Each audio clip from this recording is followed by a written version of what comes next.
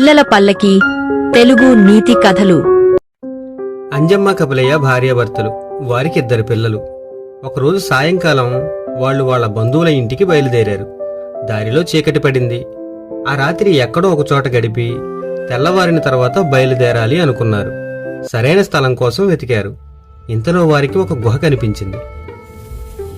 లోపలికి వెళ్లారు. అక్కడ జంతువుల ఎముకలు కనిపించాయి. అంజమ్మ, అమ్మో, ఇది సింగమయ్య ఇల్లులా ఉందే. ఆయన మనల్ని చూస్తే పట్టి చంపి తినేస్తాడేమో అని అంది. పిల్లలిద్దరూ భయంతో గజగజా వణికిపోయారు. ఇప్పుడు చీకటిలో ఎక్కడికని వెళ్తాము? అయినా సింగమయ్య లేడు కదా, వచ్చాక చూద్దాంలే అన్నాడు కపిలయ్య. సింగమయ్య కుందేలు మాంసం తిని నెమ్మదిగా తన ఇంటికి బయలుదేరాడు. దూరం నుండే సింగమయ్య రాకను గమనించింది అంజమ్మ. కపిలయ్యకు చెప్పింది సింగమయ్య వస్తున్నాడని. కపిలయ్య అంజమ్మ చెవిలో గుసగుసలాడాడు. అంజమ్మ దబదబా పిల్లల వీపుపై 2 దెబ్బలు వేసింది. వాళ్ళు ఏడుపులంకించుకున్నారు. పిల్లలెందుకు ఏడుస్తున్నారు అని సింగమయ్య వినేలా బిగ్గరగా అడిగాడు కపిలయ్య.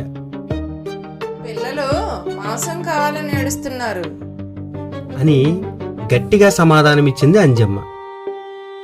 అందుకేగా మనం ఇక్కడికి వచ్చింది.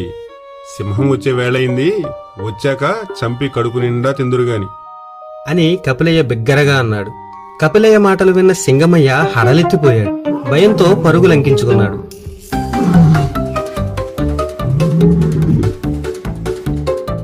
దారిలో చింత చెట్టు కింద చిరుతయ్య కలిశాడు.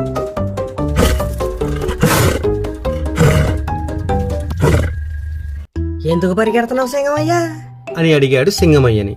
సింగమయ్య జరిగిన సంగతంతా చెప్పాడు. అందుకు చిరుతయ్య, మీ ఇంట్లో ఉన్నదే కపిలయ్య కుటుంబం, నేను చూశాను అని పకపకా నవ్వుతూ అన్నాడు చిరుతయ్య. అనుమానంగా చూశాడు సింగమయ్య. ఒట్టు, అది ఖచ్చితంగా కపిలయ్య కుటుంబమే, నా కళ్ళారా చూశాను అన్నాడు చిరుతయ్య. అయినా సింగమయ్యకు నమ్మకం కలగలేదు. అయితే మనిద్దరం తోకలు ముడి వేసుకుని కలిసి వెళ్దాం, తొంటరి కపిలయ్య పని పడదాం. సరే అన్నాడు సింగమయ్య. ఇక ఇద్దరు తోకలు పీటముడి వేసుకొని గుహ వైపు వెళ్లారు.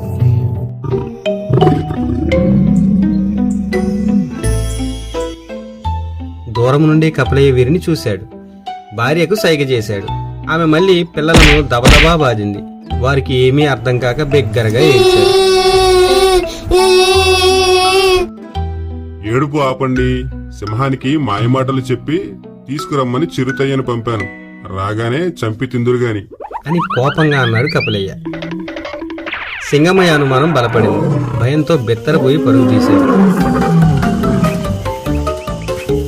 రాళ్ళు రప్పలలో ముళ్ళ కంపలలో పడుతూ లేస్తూ ఒకటే పరుగు. పాపం చిరుతయ్య తోక తెగిపోయింది.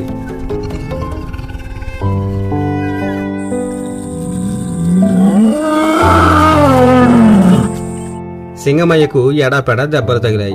పళ్ళు మొత్తం ఊడిపోయాయి. డాక్టర్ కొంగన్న మంచి మందులు ఇచ్చినా కోలుకోవడానికి కొన్ని నెలలు పట్టింది.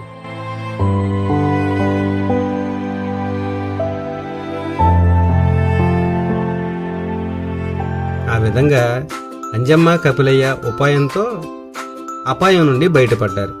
తెల్లవారగానే వాళ్ళు వాళ్ళ ఇంటికి వెళ్ళిపోయారు. కథ నచ్చిందా ఫ్రెండ్స్?